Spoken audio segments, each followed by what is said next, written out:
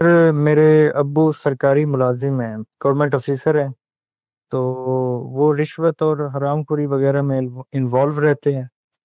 جب سے مجھے یہ چیز پتہ چلی مجھے اندر سے نفرت ہو گئی ہے ان سے سر، اور میں نے بہت کوشش کی ہے یہ میرے اندر سے نکل جائے، ان کے لیے اللہ سے بڑی دعائیں بھی کی ہیں، لیکن میرے اندر کوئی بہتری نہیں آ رہی ہے، میرے اندر ایک نفرت سے بیٹھ گئی ہے، اور اس کی وجہ سے میں گناہ گار ہو رہا ہوں، اور ایون اب وہ مجھے انسسٹ بھی کر رہے ہیں کہ آپ بھی میرے ساتھ انوالو ہو جائیں، تو نہیں سمجھ آ رہا مجھے۔ جی ٹھیک، واضح۔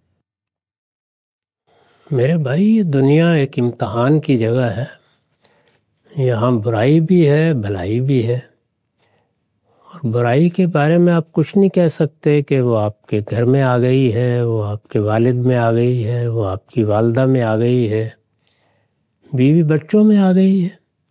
اللہ تعالیٰ سے دعا ضرور کرنی چاہیے، لیکن یہ نفرت کا محل نہیں ہے۔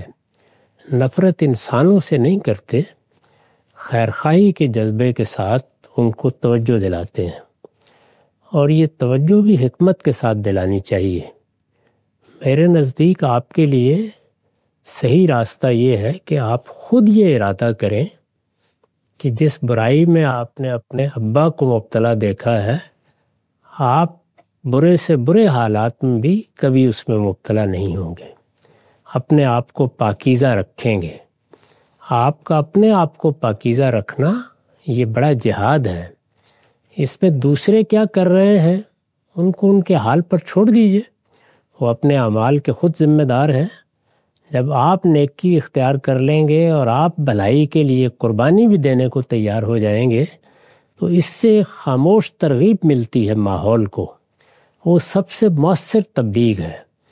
آپ اپنی ساری توجہ ان کو اس سے نکالنے کی بجائے اپنے آپ کو اس سے بچانے پر مرکوز کر لیں، اس سے آپ بھی بچیں گے، اور آپ کے گرد و پیش کے ماحول میں بھی کوئی نفرت انگیزی کی صورتحال پیدا ہونے کی بجائے اصلاح کے امکانات پیدا ہوں گے۔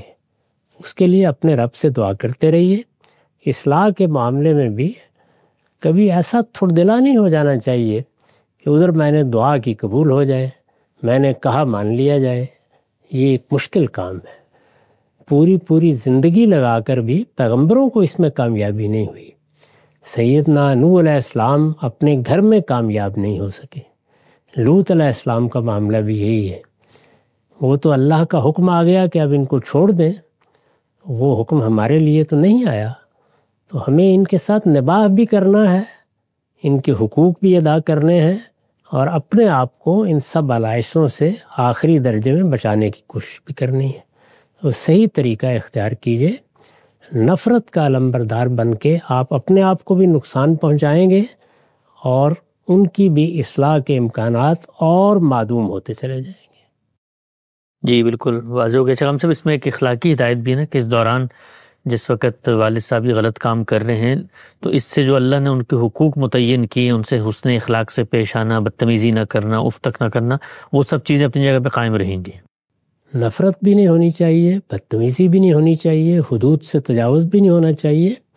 دعوت شائستگی کا نام ہے، وہ محبت سے دی جاتی ہے، خیرخواہی کے جذبے سے بات کرنی چاہیے۔